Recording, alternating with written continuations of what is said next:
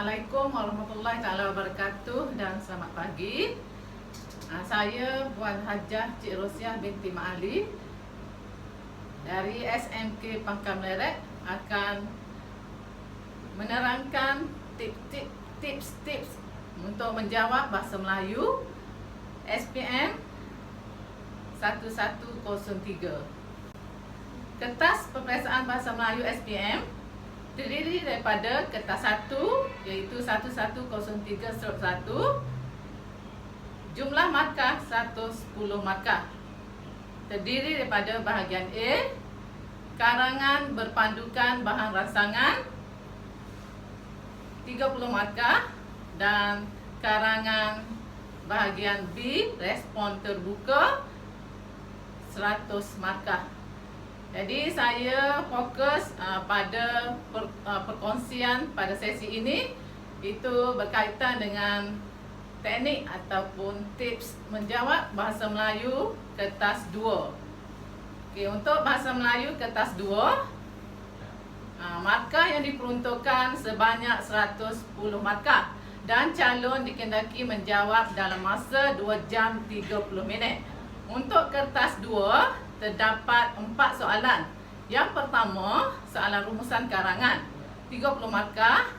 Soalan yang kedua, pemahaman 35 markah, iaitu pemahaman petikan rumusan, pemahaman petikan prosa moden, iaitu cerpen atau drama, pemahaman prosa klasik, dan pemahaman puisi, iaitu puisi tradisional ataupun puisi moden. Jadi soalan yang ketiga terdiri daripada soalan tata bahasa 30 markah.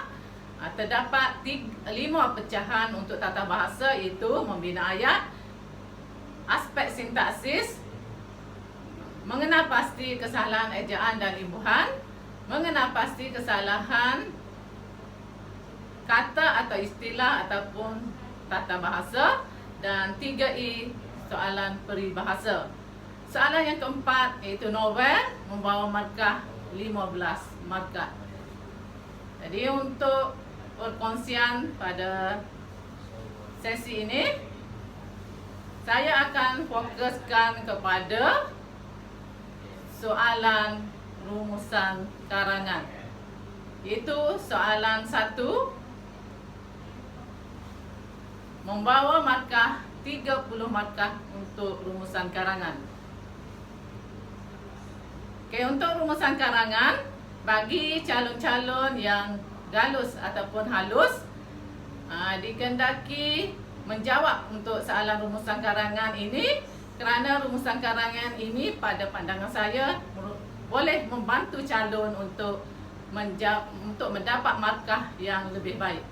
Okey, untuk pemarkahan daripada rumusan karangan ini, markah penuh dibahagikan kepada isi 20 markah dan bahasa 10 markah.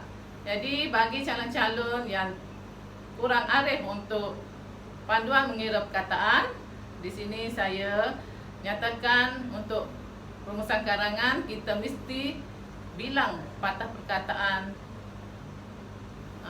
satu rumusan yang lengkap. Jadi perkataan yang dikira sebagai satu perkataan, nama khas, perkataan berulang atau kata ganda, penggunaan kata depan di dan ke, tarikh yang tulis dengan angka, gelaran. Jadi calon-calon dikehendaki menulis rumusan karangan tidak lebih daripada 120 patah perkataan. Okey, pemerengganan dalam rumusan karangan.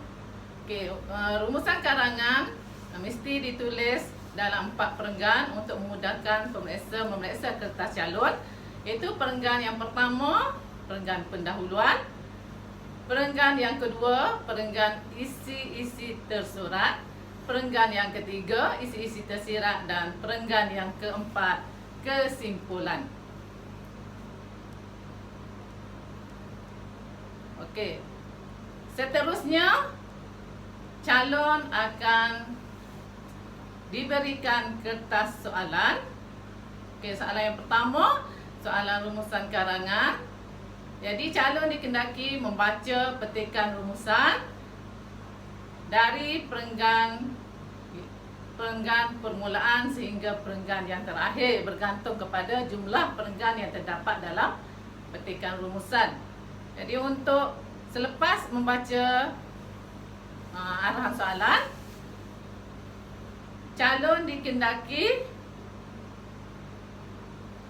mencari kata kunci yang terdapat pada arahan soalan. Jadi terdapat dua kata kunci dalam arahan soalan rumusan. Okey, kata kunci yang pertama merujuk kepada isi tersurat, dan kata kunci yang kedua merujuk kepada isi tersirat. Okey, di sini saya berikan contoh arahan soalan. Baca petikan di bawah dengan teliti, kemudian buat satu rumusan tentang kebaikan makan coklat dan cara-cara memajukan industri coklat. Panjang rumusan hendaklah tidak melebihi 120 patah perkataan. Jadi untuk kata kunci yang pertama, iaitu kebaikan, fokus kepada isi tersurat. Jadi untuk kata kunci yang kedua, cara-cara memajukan industri coklat, fokus kepada isi tersirat. Okey, untuk perkataan sinonim, calon dikendaki menukarkan perkataan berkenaan yang terdapat pada kata kunci yang pertama pada arahan soalan. Contohnya sinonim perkataan cikgu bagi seperti yang telah diterangkan, iaitu kalau sekiranya kesan, calon boleh tukar impak ataupun akibat ataupun implikasi. Seterusnya kalau langkah, cara-cara, usaha-usaha, strategi-strategi, sekiranya diberikan masalah, calon boleh tukarkan halangan, kekangan, faedah, kepentingan, manfaat, kebaikan ataupun kelebihan, faktor, punca, sebab. Tujuan, matlamat, objektif, ciri-ciri, kriteria ataupun elemen, peranan, tanggungjawab atau fungsi, persediaan, boleh tukar kepada persiapan. Jadi calon dinasihatkan supaya menukarkan kata sinonim ini dengan betul. Sekiranya calon menukarkan sinonim ini dalam pendahuluan, salah. Jadi pendahuluan calon tidak diberikan sebarang markah, iaitu akan dapat kosong markah. Jadi hati-hati semasa menukarkan perkataan berkenaan. Jadi di sini saya berikan contoh untuk calon buat pendahuluan rumusan karangan. Okey, kita baca arahan soalan. Baca petikan di bawah dengan teliti, kemudian buat satu rumusan tentang kebaikan makan coklat dan cara-cara memajukan industri coklat. Jadi calon boleh tukar pendahuluan ini dalam dua bentuk ataupun dua cara, menggunakan petikan ataupun menggunakan rumusan. Jadi kalau calon gunakan petikan, contohnya petikan membincangkan kelebihan ataupun kepentingan makan coklat dalam kehidupan manusia. Jadi kita tukarkan perkataan kebaikan itu kepada kepentingan ataupun faedah ataupun manfaat. Jadi untuk petikan, calon mesti tambah sendiri untuk bahagian yang kedua dalam petikan berdasarkan tema petikan. Okey, cara yang kedua, saya nasihatkan kepada calon untuk cara yang kedua ini paling senang mendapat markah, iaitu gunakan rumusan ini membincangkan faedah atau manfaat atau kepentingan makan coklat dan cara-cara memajukan industri coklat. Ini memudahkan calon mendapat 2 markah. Cuma tukarkan sinonim dan tambahkan dengan rumusan. Satu lagi contoh untuk buat pendahuluan rumusan. Cikgu ambil soalan SPM November 2014. Soalannya, baca petikan di bawah dengan teliti, kemudian buat satu rumusan tentang peranan kaunselor dan langkah-langkah untuk menggalakkan murid mendapatkan khidmat kaunselor. Panjang rumusan hendaklah tidak melebihi 120 patah perkataan. Jadi fokus kepada peranan kaunselor. Perkataan peranan tu calon mesti tukarkan dengan perkataan tugas atau tanggungjawab ataupun fungsi. Jadi calon boleh tukarkan rumusan membincangkan tanggungjawab atau fungsi ataupun tugas kaunselor dan langkah-langkah untuk menggalakkan murid mendapatkan khidmat kaunselor. Jadi calon mesti ambil habis dalam arahan soalan. Satu lagi untuk contoh yang lebih baik, cikgu ambil soalan SPM 2015, iaitu arahan soalan, baca petikan di bawah dengan teliti, kemudian buat satu rumusan tentang cara-cara menjalani kehidupan berkualiti pada hari tua dan sebab-sebab warga tua perlu dihargai. Jadi untuk calon-calon yang cemerlang, untuk pendahuluan ni dia boleh buat dalam gunakan petikan. Petikan membincangkan untuk cara-cara calon tukar langkah-langkah menjalani kehidupan berkualiti pada hari tua dalam kalangan masyarakat. Jadi untuk yang ni, untuk calon cemerlang, cikgu sarankan boleh buat macam ni, ataupun boleh buat untuk tips yang kedua seperti yang telah cikgu nyatakan tadi, gunakan rumusan. Okey, rumusan ini membincangkan cara-cara calon tukar langkah-langkah menjalani kehidupan berkualiti pada hari tua dan sebab-sebab warga tua perlu dihargai. Jadi ini menolong calon untuk membuat pendahuluan rumusan yang lengkap. Okey, setelah calon kena pasti cara untuk menukarkan, untuk membuat pendahuluan rumusan. Jadi di sini saya akan berikan satu contoh yang lengkap untuk calon menjawab soalan rumusan, iaitu berdasarkan soalan SPM 2015. Okey, kita baca pada perenggan yang pertama. Arahan soalannya, baca petikan di bawah dengan teliti, kemudian buat satu rumusan tentang cara-cara menjalani kehidupan berkualiti pada hari tua dan sebab-sebab warga tua perlu dihargai. Panjang rumusan hendaklah tidak melebihi 120 patah perkataan. Jadi selepas calon baca petikan tu, arahan soalan, gariskan perkataan cara-cara, fokus untuk membuat pendahuluan. Cara-cara tu tukar jadi langkah-langkah ataupun usaha-usaha. Jadi seterusnya ambil habis untuk kata kunci yang pertama dan kata kunci yang kedua dalam arahan soalan untuk dapat pendahuluan yang lengkap. Jadi kita baca petikan untuk mencari isi tersurat. Jadi fokus dalam minda calon. Semasa membaca petikan, fokus pada kata kunci yang pertama, iaitu cara-cara menjalani kehidupan berkualiti pada hari tua. Jadi semasa calon membaca petikan, calon dikendaki menggariskan isi-isi berkenaan. Okay, kita baca pada perenggan 1. Konsep kehidupan yang berjaya menjelang tua merupakan tema yang penting dalam kajian gerontologi, iaitu kajian tentang proses penuaan serta masalah yang dihadapi oleh orang tua. Pada peringkat umur tua, golongan tersebut berkecenderungan menghidap pelbagai penyakit seperti darah tinggi, serangan jantung dan strok. Oleh itu, mereka seharusnya meluangkan masa memahami keperluan jiwa masing-masing dengan tujuan untuk memperoleh kesihatan fizikal dan mental. Jadi ini merupakan cara menjalani kehidupan berkualiti pada hari tua. Okey. Calon gariskan isi berkenaan. Seterusnya, calon baca lagi.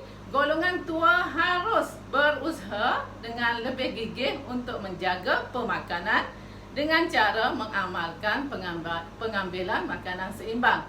Ini juga merupakan isi, iaitu langkah ataupun cara golongan tua harus berusaha dengan lebih gigih untuk menjaga pemakanan. Jadi isi tersurat yang kedua. Jadi untuk isi tersurat, calon dikendaki menulis ataupun mencatat 6 isi. Saya sarankan 7 isi untuk menolong calon sekiranya terdapat isi yang salah.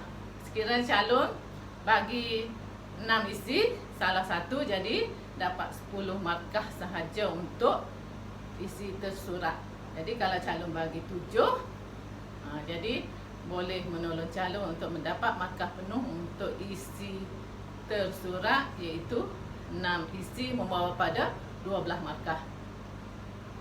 Calon baca lagi, di samping itu untuk mengekalkan kecergasan otak dan fizikal, golongan tua digalakkan supaya bersenam selama 15 hingga 20 minit setiap sesi. Ini juga merupakan isi, iaitu cara golongan tua digalakkan supaya bersenam. Jadi merupakan isi. Hal ini demikian kerana otak yang cerdas datang daripada badan yang sihat. Okey, itu merupakan huraian isi. Jadi calon tak perlu ambil huraian isi. Jadi untuk perenggan yang pertama terdapat 3 isi tersurat. Okey, seterusnya calon bermula dengan perenggan yang kedua. Calon boleh baca petikan tersebut, perenggan yang kedua, dan pastikan dalam minda calon fokus kepada cara menjalani kehidupan yang berkualiti. Okey, penglibatan dalam aktiviti sosial yang proaktif juga penting untuk menjamin kehidupan yang berjaya pada hari tua. Itu juga merupakan isi tersurat. Okey, dengan kata lain, golongan ini seharusnya melibatkan diri dalam aktiviti kemasyarakatan bagi mendapatkan kestabilan emosi yang lebih tinggi berbanding dengan yang sering memuncikkan diri daripada masyarakat. Mereka juga seharusnya berani mencurahkan masalah kepada ahli keluarga agar dapat melegakan perasaan dan mengurangkan tahap kemurungan. Jadi ini bukan merupakan isi. Jadi seterusnya, pengisian masa senggang dengan aktiviti keagamaan dan kerohanian dapat membantu golongan ini memperoleh ketenangan jiwa. Jadi ini merupakan isi tersurat. Okey, contohnya mereka disarankan supaya menghadiri majlis-majlis ilmu yang dianjurkan oleh masyarakat setempat. Jadi ini merupakan huraian ataupun contoh, tak perlu ambil. Jadi seterusnya kita beralih pada perenggan yang ketiga. Jadi sebelum tu terdapat 2 isi dalam perenggan yang kedua. Jadi seterusnya kita beralih pada perenggan yang ketiga. Okey, calon boleh baca seterusnya dan gariskan isi-isi, itu cara-cara menjalani kehidupan yang berkualiti pada hari tua. Jadi menurut kajian, golongan tua sering menghadapi masalah dalam mengendalikan teknologi baharu yang rumit dan mencabar. Sehubungan dengan itu, golongan tua digalakkan untuk meneroka teknologi baharu dengan lebih giat untuk mengelakkan mereka daripada ketinggalan maklumat. Ini juga merupakan isi golongan tua digalakkan. Jadi seterusnya kita baca lagi petikan ni. Kehidupan yang bahagia menjelang hari tua memerlukan seseorang itu berfikiran positif dalam menjalani kehidupan harian. Itu juga merupakan isi. Dan seterusnya kita boleh baca dalam petikan ni. Jadi sampai dalam petikan ni terdapat 9 isi tersurat. Jadi seterusnya, setelah calon menggariskan isi-isi tersurat berkenaan, calon boleh mula menulis rumusan karangan bermula dengan pendahuluan dan diikuti dengan isi tersurat 6 ataupun 7 isi berkenaan. Setelah calon menggabungkan isi-isi tersurat tersebut dalam perenggan yang kedua dengan menggunakan kata penanda wacana. Okey, calon salin terus, jangan ubah suai. Saya nasihatkan calon jangan sesekali ubah suai dengan menggunakan ayat sendiri isi-isi yang telah digariskan dalam petikan. Kita bimbang sekiranya calon ubah akan menjejaskan maksud sebenar isi tersurat yang telah digariskan dalam petikan. Jadi seterusnya kita tulis isi tersirat. Isi tersirat kita fokus kepada kata kunci yang kedua terdapat pada arahan soalan, iaitu sebab-sebab warga tua perlu dihargai. Untuk isi tersirat ni tidak terdapat dalam petikan. Calon dikendaki fikir sendiri. Ini merupakan kebak dalam rumusan karangan. Okay, calon boleh kemukakan dua isi. Jadi kita akan terima dua isi tersurat sekiranya calon dapat menjawab 6 isi tersurat dengan lengkap. Jadi jumlah isi yang diterima 16 markah. Itu isi tersurat 12 markah dan isi tersirat 4 markah. Setiap isi 2 markah. Jadi calon boleh fikir sendiri sebab-sebab warga tua perlu dihargai. Okey, salah satu contohnya, warga tua banyak berjasa kepada kita dan warga tua memberikan pendidikan kepada kita. Jadi seterusnya untuk perenggan yang keempat, iaitu perenggan kesimpulan. Jadi untuk perenggan kesimpulan ni, calon boleh buat kesimpulan yang mengandungi dua unsur, iaitu berupa cadangan dan harapan. Sekiranya calon menyalin terus kesimpulan, ambil daripada petikan rumusan yang diberi dalam kertas soalan, markah tidak diberikan, iaitu kosong markah. Jadi calon hanya perlu tahu tema yang telah dikemukakan dalam petikan berpandukan kepada arahan soalan. Jadi arahan soalan tadi berkaitan dengan temanya golongan tua. Jadi kesimpulannya mesti ada dua bahagian, iaitu kesimpulannya masyarakat haruslah lebih prihatin akan kebajikan golongan tua. Okey, temanya golongan tua, agar mesti ada pembahagian agar ataupun supaya menunjukkan harapan kita, itu agar matlamat melahirkan masyarakat penyayang dapat direalisasikan. Okey, ingatan saya kepada semua calon SPM, pastikan rumusan ni calon mesti bilang patah perkataan. Sekiranya lebih patah perkataan, contohnya 140 patah perkataan, jadi 20 patah perkataan lagi tu jawapan calon tidak diperiksa.